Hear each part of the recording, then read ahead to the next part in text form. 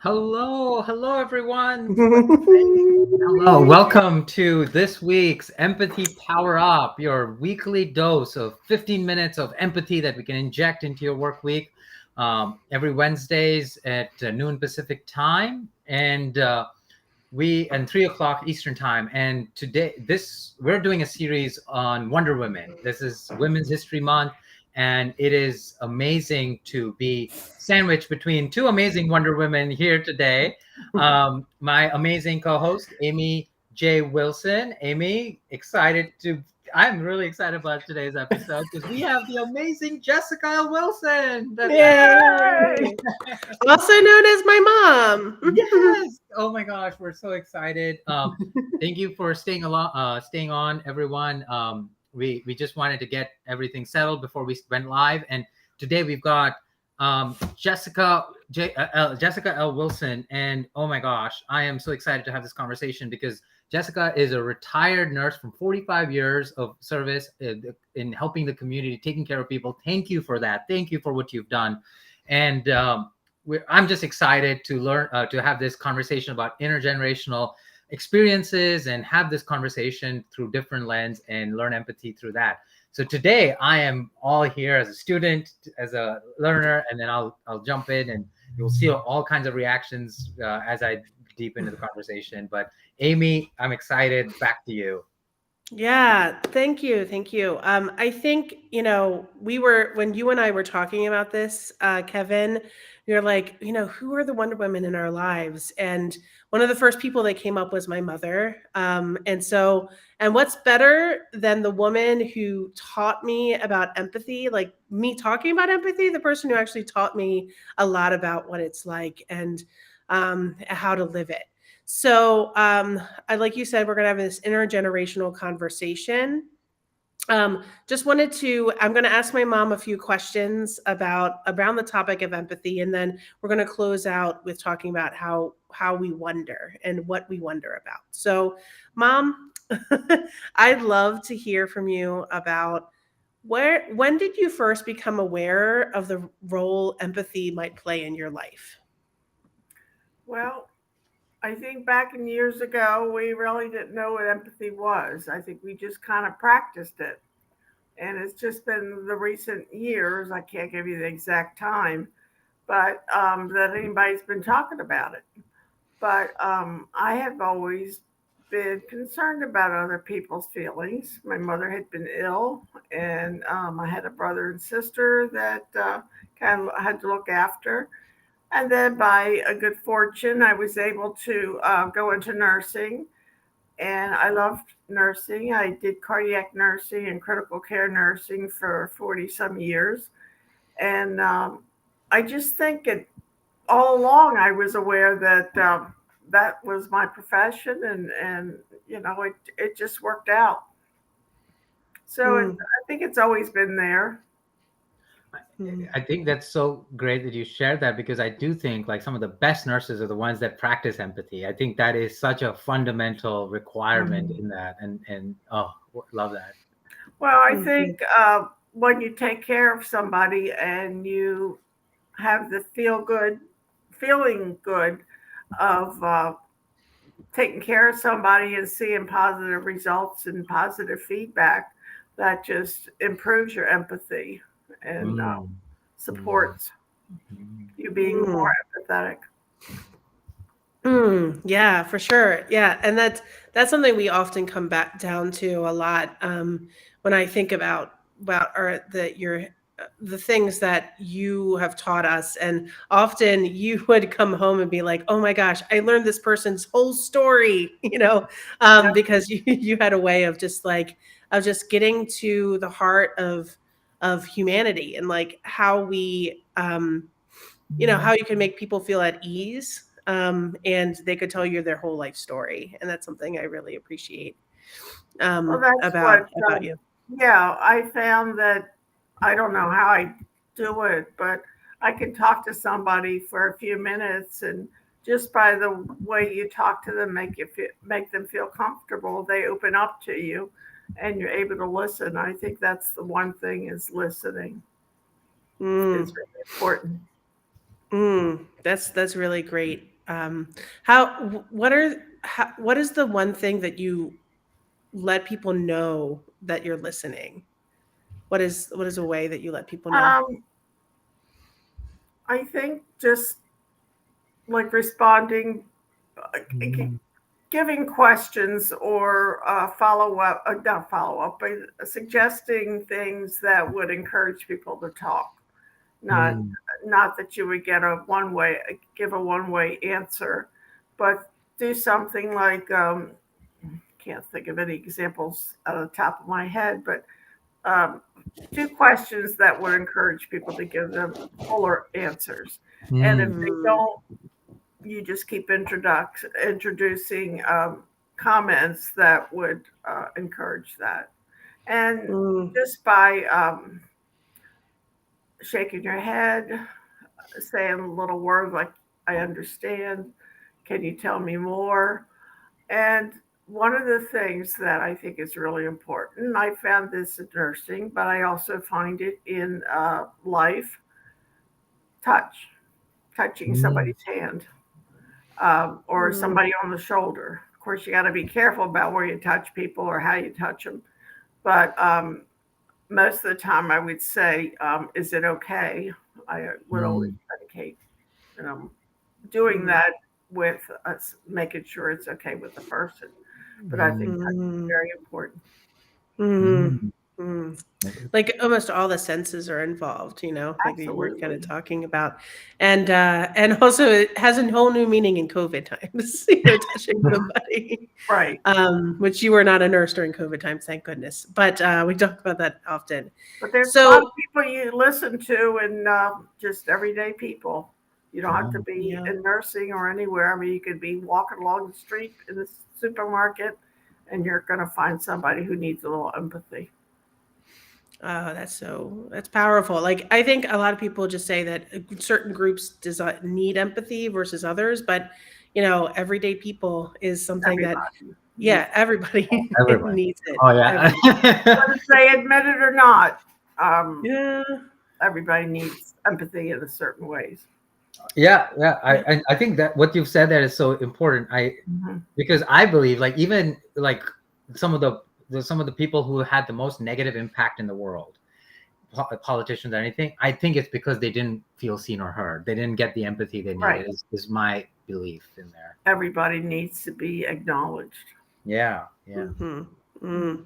Yeah, and you showed us some ways you can do that. And actually, this is a great segue to like this short 2 paragraph piece I wanted to bring out of my book because I talk about you quite a few times, Mom, in my book, and part of the book is dedicated. The book is I paid dedicated you to to do you. that, you know.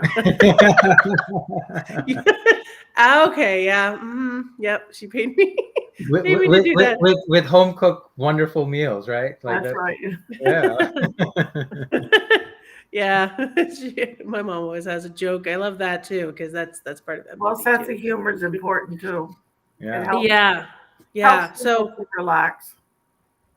that's so Appropriate true. humor. Let's put it Yeah. that way. Yes, appropriate humor. Yes, and it makes people feel at ease, and I love Mhm. that as well. So I'm going to read this paragraph, these 2 paragraphs here, and then I have a question right after. Sure. So. The passage goes, "You were meant for something special," reads a sign that hangs by a ribbon next to my home desk. Next to it sits a print I got in my sabbatical. "She was not thrown into the fire, she was the fire." I Mm. like to surround myself with phrases like these to remind myself of my greatness. The phrase "meant for something special" resonates with me deeply. Growing up, my childhood was fraught with booby traps, both physical and mental. To get through my days, I would often say to myself, I'm meant for something special. It helped that my mother was my biggest fan, and she would frequently tell my 3 sisters and me that we could pursue anything we wanted to be. It was a world of infinite possibility. These are not the words that were uttered to her as a child, as she could either be a homemaker, a secretary, or a nurse. she chose to be a nurse and became the best damn nurse St. Joseph's Hospital ever had. um, and so, what I want to know is, you talked a little bit about this profession of nursing, but how did you think the profession of nursing changed your perspective of being of service to people and caring for others? I think that was just within me. I didn't really look as a service. I mean, that's just the kind of person I am. Hmm. And I just found out this week that my granddaughter is interested in becoming a nurse. So that really made me feel very good. But I think, uh, I mean, you can learn to be empathetic and you can learn to be, I don't want to say it, be a nurse, but you can develop that trait or whatever you want to call it. But I think basically it's within you as your personality. Mm. And I guess But the way you were raised, that's you're right. I mean, I didn't. I was always told, like, you can't do this, you can't do that because for whatever reason. And I always thought, well, why can't I? If somebody else could do it, why can't I? And that's what I've always encouraged with my children is that you can do just whatever everybody else wants as long as you have the opportunity and what it takes to meet those needs.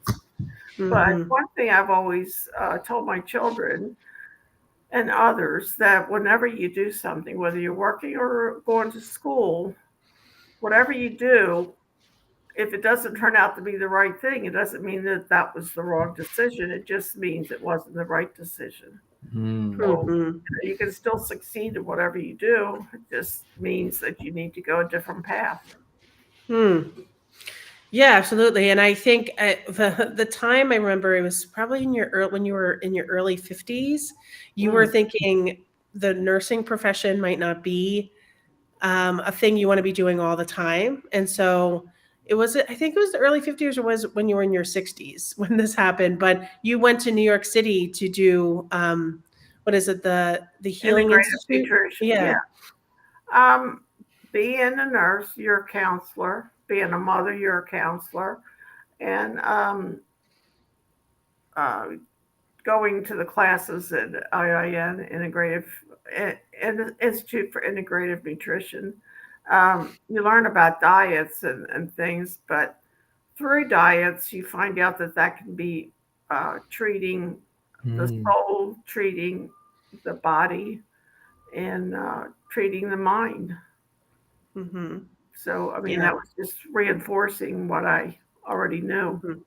Yeah. And I think specifically when it comes to that, Mom, like, I think you taught that lesson to me and my sisters. We've talked about this, like, without you there before, but it's almost this idea of, like, you can almost reinvent yourself, that life is about lifelong learning, and life isn't about, like, the profession you choose, that you can expand in new areas. Every day can be a learning lesson.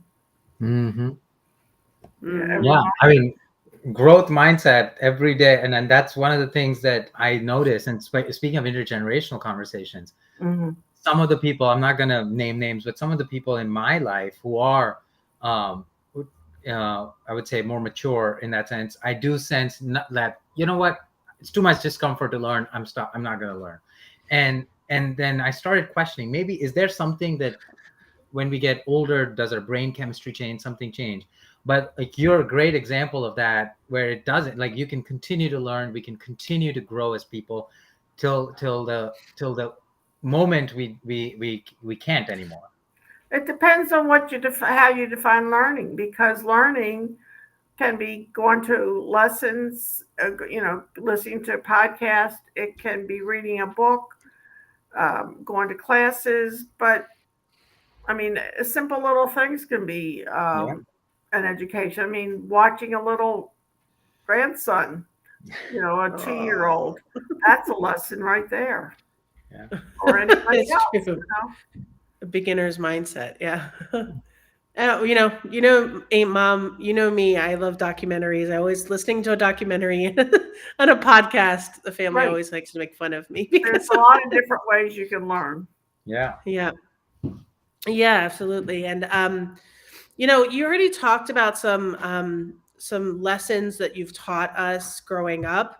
And I know we've talked about this a lot throughout our lives, but you've had a lot of challenges in life, many of which I do mention in the book and we talk about privately. Um, but as luck would have it, you had four girls, right? And I wanted to hear from you about like some more lessons that you think you taught us growing up that helped us to be a little bit more open and care for others, especially given the places we were surrounded with and the negative connotations that exist today in lots of spaces that we were around. Well, I think gratitude, especially nowadays, all over the world, not just what's going on elsewhere, but here at home, you can learn gratitude, and you have to realize that you can do what everybody else can do. You don't have to do what they tell you to do just because they say it's the right thing. It doesn't mean it's the right thing for you. And Mhm. I think another thing is that you have to have an open mindset. When you look at the people that you know, the people that seem to be growing the most are those that have an open mindset. Some Mm. people, as they get older, that I think that was one of the frustrating things I learned. When you're a child, you think, oh, everybody knows. Adults know the answers to things. And then as you get older, you find out, you know what? They don't know as much as I know. Not that I'm trying to be smart or anything, but you know more than what this other person does for whatever reason, whether they have more experience, whether they learn more. But I think the biggest thing, you have an open mindset. You're ready to Mm, absorb things. mhm, mm. That's true. That's lovely. And always having an open mindset that goes with like growth, but also having opened to other cultures, other people, other Mhm. places. That's O- yeah, and Other that's why yeah, experiences that are different from ours, right? Yeah, Yeah, completely. yeah. I And love I love those experiences. yeah, yeah, of course. And then also like your four daughters love to travel and Mhm. explore. Even though we didn't travel growing up that often, but I think what you taught us, and we're trying to figure out what that special sauce is of like, what did you teach us and instill in us to make us want to go search out these experiences that enrich us and make us more open to other people. So Well, we're still as a figuring that mother, out. I was always listening to what you all seem to want. Like if somebody wanted to Mhm. join the Girl Scouts, or if somebody was interested in music, if somebody was interested in sports, I always tried to encourage them to go into like Bridget was playing softball, Christina liked music, and you all liked theater works and going to the theater. And another Mhm, thing is, I always made sure that whatever it was that you were interested in, I went along with you, and I Mm. was mhm, always there. Like in school, I would go to your events that you were interested in. I think being there is really important. Mhm. mhm. That's a very great lesson learned. And Brit is a great way to segue into our final question for you, Mom. Uh oh. And well, you know what the question is because I've sent it to you, but I'm really curious about you. This segment is called Wonder Women, and at the end we like to come back around, and after we've had this conversation, to ask what are you hope for and wonder in the future. Well, learning. Um, I'm doing stuff with genealogy. I'm learning about Mm. my background. I'm Mm. researching information, and in the course of learning about my background, I'm sharing that with you and my Mm. family. And I'm learning techniques. There's multi levels of learning when you're doing whatever. I'm learning the different ways that they're saving all this information. I just had something in my head that went out of my head. But yeah, for instance, I'm taking on Babbel, I'm taking Polish lessons just because Oh, I'm interested, and also Ukrainian lessons. And Uh-huh. I'm taking some lessons to learn how to organize my digital data. So always looking forward to learn. I mean, every Mm-hmm. day I learn something new. Doing Mm-hmm. the Wordle, oh, the word of the day. The Wordle. Yes. I oh! introduced you I to did that, not get Mom. today's Wordle. I did not. Oh my gosh, it Don't was a say. sad moment. My husband didn't get it either. It was a sad day. Is Okay. it? Yeah, Well, I I haven't didn't done get it a yet, chance so to I get gotta get. mine in either. So It's a tough one. Oh my gosh. Thank you. Wow. So much to learn, so much takeaway. yeah, there's First, lots to learn every um, day. continuous learning, learn every day, growth mindset, being open, being laughing through this, caring for others, listening. Oh my gosh, so many incredible nuggets of of of of just insights that we can take away from this conversation. Thank you so much. Mhm. First, thank you, Amy, for bringing this Wonder Woman to us, to me, to this our audience, to our community. Wow, what an impactful full journey you've My had. pleasure.